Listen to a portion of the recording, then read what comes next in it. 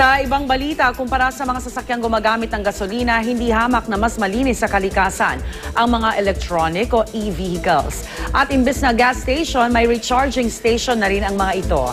May live report si Love Anyover. Love!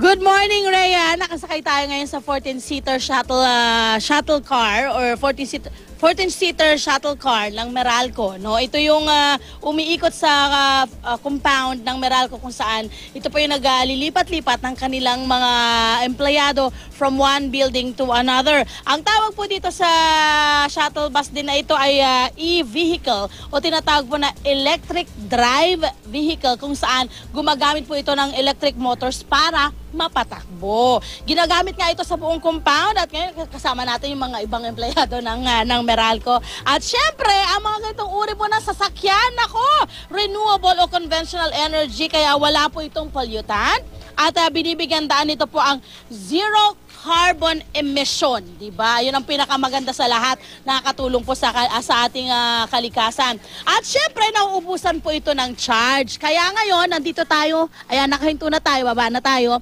Dahil meron po sila dito sa loob ng compound, isang charging station na kung saan pag naubos po yung charge ng mga electric vehicle. Like dito ngayon, meron tayong nakitang electric school bus at syempre yung isa pang shuttle bus ng Meralco, pwede na po silang mag-charge dito sa area. Ngayon naman, makakausap ko si Mr. Tunichi. Siya po ang ating Customer Solutions Manager ng Meralco, Tunichi Agoncillo.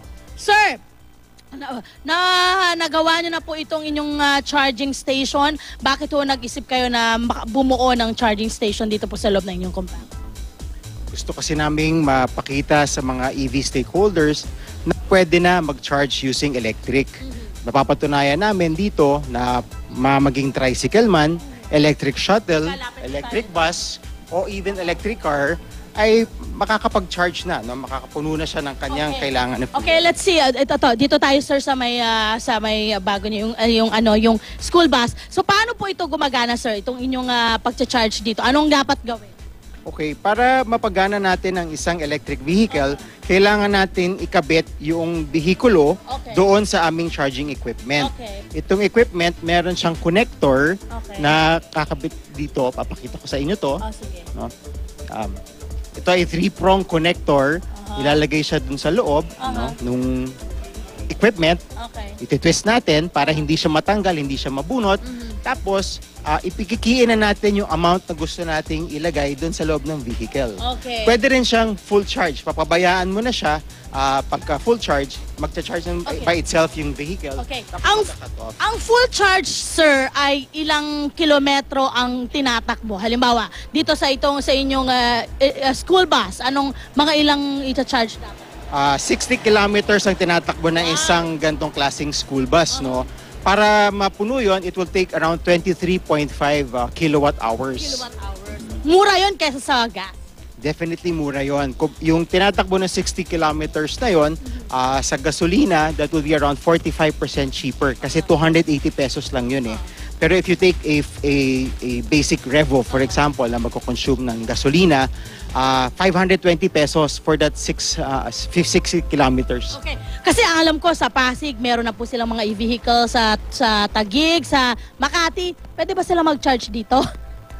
Sa ngayon, hindi pa ho available ito for public use. No? Kasi tinetest pa ho namin ang technical capabilities ng aming charging station, charging equipment. Pero ang gusto nga namin sabihin is nag-ready na ho ang Meralco para sa ganitong mga vehicles, including tricycles na ilalabas ng ADB maybe next year. Okay, ayan mga kapuso, ang pinakamaganda po rito, no? Bukod sa makakatipid po tayo dahil nga pamahal yung ating mga gas, makakatulong pa po tayo sa ating Mother Earth. Yun ang pinakagusto ko sa lahat. Yan mga kapuso, abangan nyo ito nga sana maging public na ito nga kanilang charging station para po sa ating mga kapuso na gustong mag-avail na rin ng mga e-vehicle dyan. Yan muna ang pinakahuli naming update mula dito, Rhea. Balik sa'yo. Alright, maraming salamat, Love Anyover.